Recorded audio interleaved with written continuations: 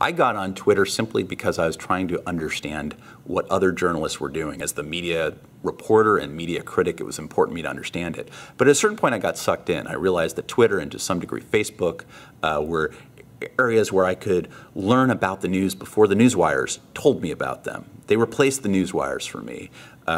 Here in the States and the US and the UK, which are the places I tend to follow most closely, it's really fewer individuals and more about how do you find the people who are going to be useful for you. So what I would advise people in New Zealand, a media culture that I fear I follow less closely, I would figure out who the 5 or 10 or 20 people who you read in print, you read in magazines, you read online, you see on television or hear on radio with intelligent things to say.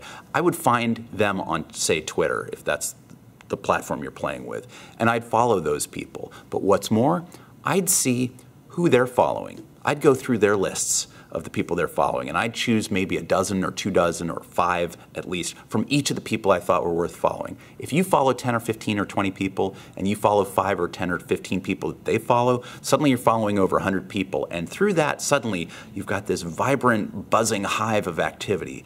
All these tweets are being thrown at you, all these snarky asides, all these links to serious places. I'd make sure I was choosing people from academic life, from government, from think tanks, from lobbyists, from unions, from corporate groups, from whatever. Athletes on sports teams, the guys on the All Black, whatever.